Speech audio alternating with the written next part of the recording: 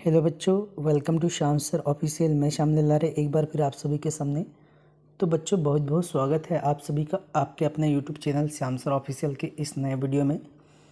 आज के वीडियो कक्षा 9th के सामाजिक विज्ञान की निदानात्मक कक्षा हेतु जारी की गई पुस्तक के अध्याय 6 के बारे में बात करने वाले हैं फ्रेंड्स, जिसका नाम है जनसंख्या।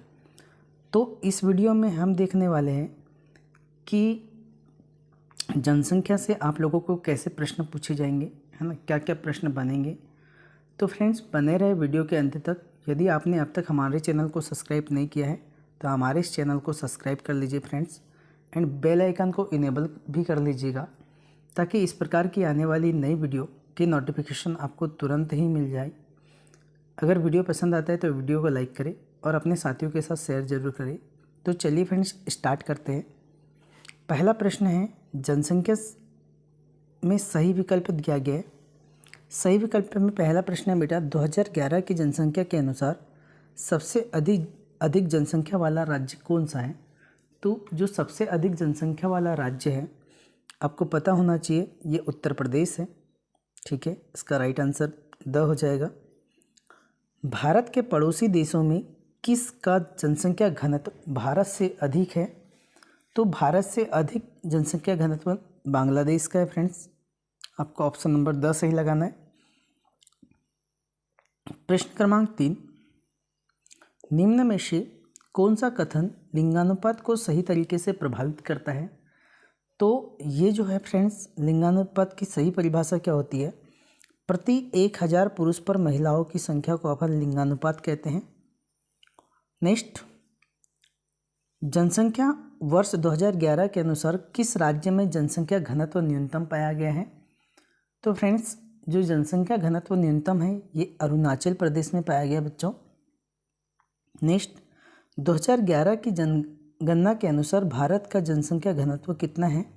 तो ये 382 व्यक्ति प्रति वर्ग किलोमीटर है। ये क्वेश्चन और भी आगे पूछा जा सकता है, देख लीजिएगा। इतनी चीज़ें याद हो गई आप लोगों को। हम प्रश्न क्रमांक 2 के बारे में बात करते हैं, रिक्त स्थान की पूर्ति कीजिए। पहला प्रश्न आपके पास यहाँ दिया है फ्रेंड्स कि एक वर्ष में प्रति 1000 व्यक्तियों में मरने वालों की संख्या को क्या कहते हैं। तो फ्रेंड्स, मरने वालों की संख्या को हम मृत्यु दर कहते हैं। मृत्यु दर आपका राइट आंसर हो जाएगा। लोगों का एक क्षेत्र को छोड़कर दूसरे क्षेत्र में चले जाने को क्या कहते हैं। तो इसे अपन प्रवास कहते हैं। जब कोई व्यक्ति एक जगह से छोड़कर दूसरी जगह चले जाता है, मतलब वो प्रवास कहलाता है। 2011 की जनगणना के अनुसार भारत में विश्व की कुल जनसंख्या का कितने % भाग निवास करता है। तो ये 17% भाग निवास करता है, 17%। किशोर जनसंख्या में प्राय खालिस्तान से खालिस्तान वर्ग आयु के होते हैं। तो फ्रेंड्स, याद रखना है 10 से लेकर 17 वर्ष तक की 19 वर्ष तक की आयु के बच्चे किशोर कहलाते हैं, किशोर आयु वर्ग के होते हैं। एक शिक्षित एवं स्वस्थ जनसंख्या ही खालिस्तान निर्णय ले सकती है। तो ये बुद्धिमत्तापूर्वक निर्णय ले सकती है, इसका राइट आंसर हो जाएगा। बुद्धिमत्तापूर्वक निर्णय ले सकती है।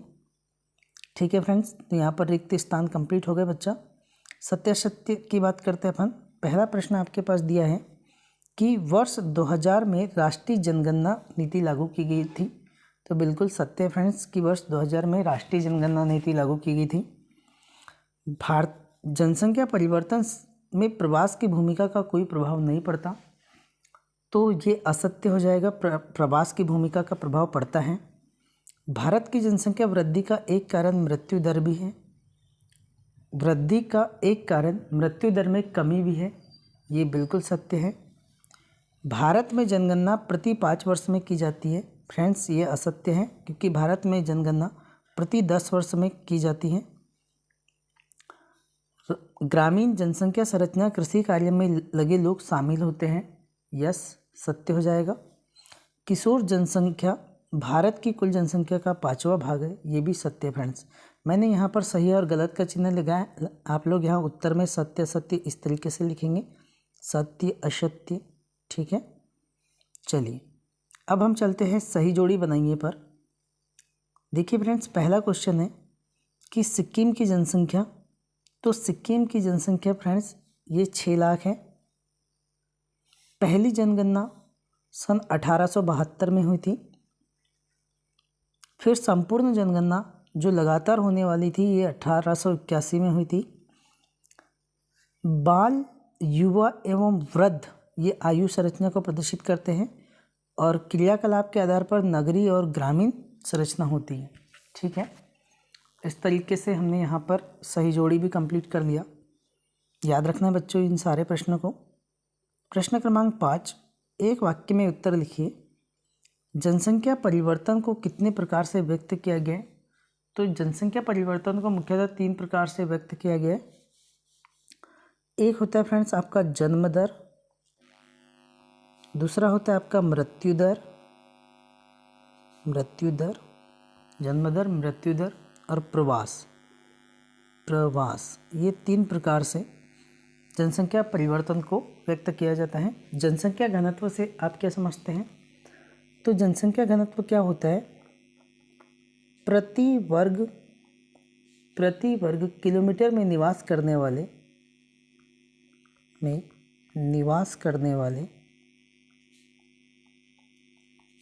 प्रति वर्ग किलोमीटर में निवास करने वाले लोगों की संख्या को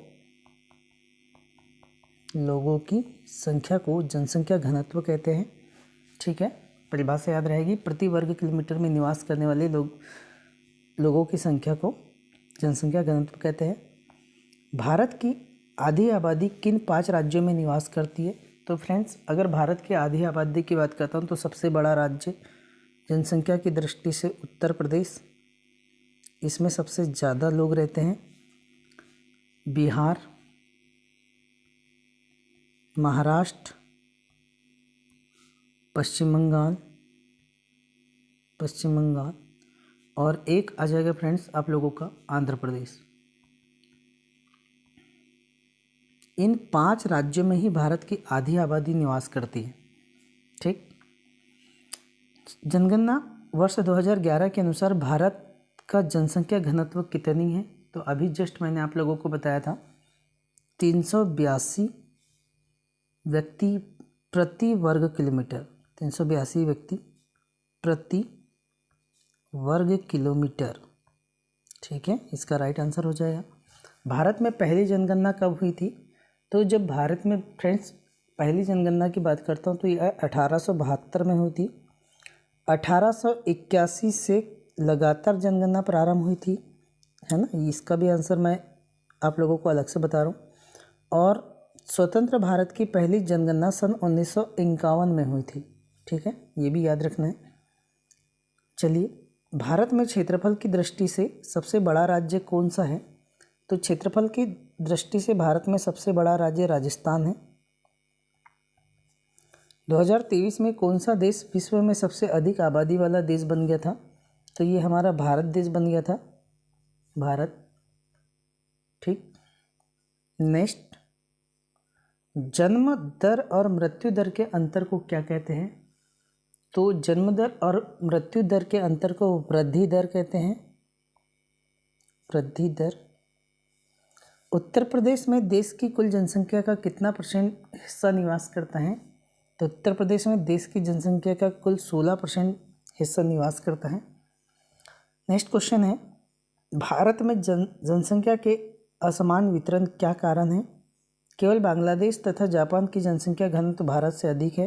इनका आंसर बेटा मैं आप लोगों को नीचे लेकर आया हूँ, देखिएगा। इन सभी के प्रश्नों के आंसर मैंने यहाँ पर प्रोवाइड करे। अपन एक एक प्रश्नों को पढ़ते हैं। पहला अति लघु उत्तरीय प्रश्न का पहला प्रश्न है, भारत में जनसंख्या के असमान वितरण का क्या कारण है? तो इसके मुख्य कारण ये हैं कि भारत के कुछ क्षेत्रों में जन्म दर और मृत्यु दर अलग अलग हैं, पहला कारण। और भारत में अलग अलग राज्यों की स्थलाकृति अलग अलग हैं। राजस्थान जैसे राज्यों में जहाँ रेगिस्तान है और जलवायु जीवन के लिए अनुकूल नहीं है, वहाँ जनसंख्या काफ़ी कम है। तो ये 2 कारण हो सकते हैं जनसंख्या के असमान वितरण के। नेक्स्ट, केवल बांग्लादेश और जापान का जनसंख्या घनत्व भारत से अधिक है। बांग्लादेश और जापान का जनसंख्या घनत्व लिखिए तो 1034 व्यक्ति प्रति वर्ग किलोमीटर, मतलब 1 किलोमीटर के अंदर 1034 व्यक्ति निवास करते हैं। और जापान में 339 व्यक्ति प्रति वर्ग किलोमीटर यहाँ का घनत्व है। नेक्स्ट क्वेश्चन, आपदा किसे कहते हैं? तो प्राकृतिक घटना जैसे बाढ़ या सुनामी जब किसी घनी आबादी वाले गांव या शहर को प्रभावित करते हैं तब वह आपदा कहलाती है। ठीक है, ये परिभाषा आपको याद रखना है फ्रेंड्स। प्रवास को प्रभावित करने वाले कारक लिखिए। तो दो कारक होते हैं, एक अपकर्षक कारक और एक अभिकर्षक कारक। गरीबी और बेरोजगारी एक अपकर्षक कारक है और रोजगार में वृद्धि, अच्छा जीवन स्तर एक अभिकर्षक कारक है। प्रश्न क्रमांक 5, राष्ट्रीय जनसंख्या नीति 2000 के मुख्य प्रावधान लिखिए। तो पहला प्रावधान ये फ्रेंड्स कि 14 वर्ष की कम आयु के बच्चों को निःशुल्क शिक्षा प्रदान करना, व्यापक स्तर पर टीकारोधी बीमारियों से बचने से छुटकारा दिलाना, लड़कियों की शादी की उम्र को बढ़ाने के लिए प्रोत्साहित करना और परिवार नियोजन को एक जन केंद्रित कार्यक्रम बनाने के लिए नीतिगत ढांचा प्रदान करना। ये मुख्य प्रावधान है राष्ट्रीय जनसंख्या नीति 2000 के, ये 2000 में बनी थी। नेक्स्ट हम लघुत्तरी प्रश्न की बात करते हैं। लघुत्तरी में हमारे पास पहला प्रश्न ये होता है फ्रेंड्स कि जनसंख्या वृद्धि के महत्वपूर्ण घटकों की व्याख्या कीजिए। तो जनसंख्या वृद्धि के महत्वपूर्ण घटक निम्नलिखित हैं। पहला, उच्च जन्म दर। एक वर्ष में प्रति 1000 व्यक्तियों में जितने जीवित बच्चों को जन्म देता है होता है उसे जन्म दर कहते हैं और यह वृद्धि का एक प्रमुख घटक है क्योंकि भारत में हमेशा जन्म दर मृत्यु दर से अधिक रहा है ना। बच्चों का जन्म ज़्यादा होता है, मृत्यु कम होती है। निम्न मृत्यु दर एक दूसरा कारण है। एक वर्ष में प्रति 1000 व्यक्तियों में मरने वालों की संख्या को मृत्यु दर कहा जाता है। मृत्यु दर में तेज गिरावट भारत को जनसंख्या में वृद्धि की दर का मुख्य कारण है। ठीक। प्रवास, जनसंख्या वृद्धि का तीसरा घटक प्रवास है। लोगों का एक क्षेत्र से दूसरे क्षेत्र में चले जाने को प्रवास कहते हैं और प्रवास आंतरिक मतलब देश के भीतर या अंतर्राष्ट्रीय देशों के बीच में हो सकता है। नेक्स्ट प्रश्न क्रमांक 2, 1981 से भारत की जनसंख्या की वृद्धि दर क्यों घट रही है? तो इसका पहला कारण यह है कि लोगों का परिवार नियोजन कार्यक्रम के प्रति जागरूक हो चुके हैं जिससे जन्म दर में गिरावट आई है। सरकार द्वारा परिवार नियोजन कार्यक्रम को बढ़ावा दे रहे हैं तो जिससे जनसंख्या की वृद्धि दर घट रही है और लोगों द्वारा छोटा परिवार सुखी परिवार वाली कहावत के प्रति जागरूक होना, ये भी इसका मुख्य कारण है फ्रेंड्स घटने का। नेक्स्ट क्वेश्चन है, जन्म दर और मृत्यु दर को परिभाषित कीजिए। तो जन्म दर किसी क्षेत्र अथवा देश में प्रति वर्ष प्रति 1000 लोगों के बीच के पीछे जीवित जन्मे बच्चों की संख्या को जन्म दर कहते हैं और मृत्यु दर क्या होता है? प्रति 1000 व्यक्तियों में से एक वर्ष में मरने वालों की संख्या को मृत्यु दर कहते हैं। नेक्स्ट, स्वस्थ जनसंख्या कैसे लाभकारी है? तो फ्रेंड्स इसका आंसर आप लोग देख लीजिए कि स्वस्थ जनसंख्या की संरचना का एक महत्वपूर्ण घटक है जो कि विकास की प्रक्रिया को प्रभावित करता है। स्वस्थ जनसंख्या राष्ट्र के लिए एक परिसंपत्ति होती है। एक अस्वस्थ व्यक्ति की अपेक्षा स्वस्थ व्यक्ति अधिक उत्पादनशील तथा दक्ष होता है। यह अपने सामर्थ्य को क्रियान्वित कर सकता है और समाज एवं देश के विकास में अपना योगदान दे सकता है। सरकारी कार्यक्रमों के निरंतर प्रयास के द्वारा भारत की जनसंख्या के स्वास्थ्य स्तर में महत्वपूर्ण सुधार हुआ है। परिणाम स्वरूप मृत्यु दर जो वर्ष 1951 में प्रति 1025 थी 2001 में घटकर 8.1 रहेगी। जीवन प्रत्याशा जो कि वर्ष 1951 में 36.7 वर्ष थी बढ़कर 2001 में 64.6% वर्ष हो गई है। जन स्वास्थ्य संक्रामक बीमारियों से बचने के तकनीक के उपायों के परिणाम में हुआ है, ये भी देख लीजिए फ्रेंड्स। नेक्स्ट, राष्ट्रीय जनसंख्या नीति की मुख्य विशेषता क्या है? तो यहाँ पर आप लोगों को राष्ट्रीय जनसंख्या नीति के बारे में दिया गया है कि परिवारों को आकार को सीमित रखकर एक व्यक्ति के स्वास्थ्य और कल्याण को सुधारा जा सकता है। इस तथ्य को ध्यान में रखते हुए भारत सरकार 1952 में एक व्यापक परिवार नियोजन कार्यक्रम को प्रारंभ किया। परिवार कल्याण कार्यक्रम जिम्मेदार और सुनियोजित पितृत्व को बढ़ावा देने के लिए कार्यरत है। राष्ट्रीय जनसंख्या नीति 2000 कई वर्षों से नियोजित प्रयासों का परिणाम है। राष्ट्रीय जनसंख्या नीति 2014 वर्ष से कम आयु के बच्चों को निःशुल्क शिक्षा प्रदान करने, शिशु मृत्यु दर को प्रति 1000 में से 30 से कम करने, व्यापक स्तर पर टीकारोधी बीमारी से बचने, बच्चों को छुटकारा दिलाने, लड़कियों की शादी की उम्र को बढ़ावा देने के लिए प्रोत्साहित करने तथा परिवार नियोजन को एक जन केंद्रित कार्यक्रम बनाने के लिए एक नीतिगत ढांचा प्रदान करती हैं। यहाँ पर आपको इसकी विशेषता दी गई है कि राष्ट्रीय जनसंख्या नीति 2000 और किशोर। फर्स्ट, राष्ट्रीय जनसंख्या नीति 2000 ने किशोर किशोरी की पहचान जनसंख्या के उस प्रमुख भाग के रूप में की है जिस पर ध्यान देने की आवश्यकता है। पौराणिक आवश्यकताओं के अतिरिक्त इस नीति में अवांछित गर्भधारण और यौन संबंधों से प्रसारित बीमारियों से किशोर किशोरियों की सुरक्षा जैसे अन्य महत्वपूर्ण आवश्यकता पर भी जोर दिया गया है। सेकेंड, इसके द्वारा ऐसे कई कार्यक्रम चलाए गए हैं। उद्देश्य देर से विवाह और देर से संतान उत्पत्ति को प्रोत्साहित करना है। किशोर किशोरियों को असुरक्षित यौन संबंध के कुप्रभावों के बारे में शिक्षित करना है। गर्भ निरोधक सेवाओं को पहुंच और खरीद के भीतर बनाना, खाद्य संपूरक और पौष्टिक सेवाएं उपलब्ध कराना और बाल विवाह को रोकने के लिए कानूनों को सुदृढ़ करना है। किसी भी राष्ट्र के लिए वहाँ के लोग बहुमूल्य संसाधन होते हैं। एक शिक्षित और स्वस्थ जनसंख्या ही कार्यश्रम शक्ति प्रदान करती हैं। प्रवास देख लीजिएगा, प्रवास में क्या है।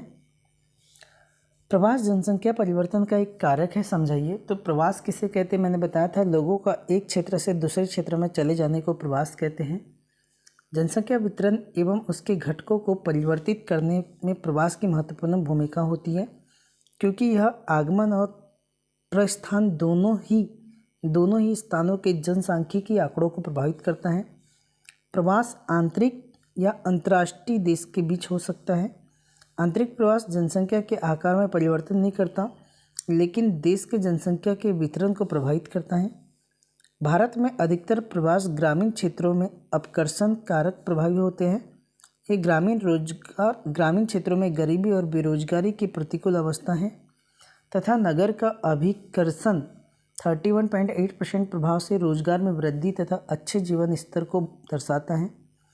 वर्ष 1951 में शहरी जनसंख्या 17.29% थी और वर्ष 2011 में बढ़कर 27.78% हो गई है। तो ये था फ्रेंड्स प्रवास जनसंख्या परिवर्तन का एक कारक। चलिए फ्रेंड्स, अब मैं आप लोगों को बता देता हूँ कि भारत के मानचित्र से संबंधित भी आपको प्रश्न पूछे जाते हैं। जैसे आपको भारत के मानचित्र में जो सीमाकार मानचित्र होते हैं उसमें आपको अरावली श्रेणी, काराकोरम श्रेणी, शिवालिक श्रेणी, जयंतिया, शिवालिक, जास्कर, नंदा देवी, गारो खासी, है ना, ये मिजो पहाड़िया, नंदा देवी, कीटू गाडवी नष्टिंग, इन सबको दर्शाना है। फिर दूसरे में झील दिया है, पूर्वी घाट, पश्चिमी घाट, है ना, इनको लोकटक झील, इंद्राकौल, सांबर झील, पुलिकट, चिल्का। तो आपको क्या काम करना है, एक मैप बनाना है और एक नहीं, आपके पास यहाँ पर मैप लगेंगे लगभग 4, 5, 6, 7 मैप लगेंगे। मैंने कुछ यहाँ पर मैप मिले थे तो मैंने यहाँ पर दिया है आप लोगों को। देखो, हिमालय पर्वत कहाँ है, कंचनजंगा कहाँ है, केटू गाडवी नष्टिंग यहाँ पर है ना, गारो खासी जयंती यहाँ पर है, मिजो पहाड़ी यहाँ पर है, कच्छ का रण क्षेत्र, मालवा का पठार, विंध्याचल पर्वत, सतपुड़ा, कच्छ की खाड़ी, इधर है ना आप लोगों की ये हो गया बंगाल की खाड़ी, उत्तरी सरकार, कोरोमंडल तट, पश्चिमी कोंकण, मालाबार तट, श्रीलंका है ना, यहाँ पर मन्नार की खाड़ी है। तो इस तरीके से आपको मैंने 2 मैप प्रोवाइड किया है, आप लोगों को बाकी मैप में इन सारी चीज़ों को बनाना है। ठीक है फ्रेंड्स, तो आज की वीडियो यहीं तक।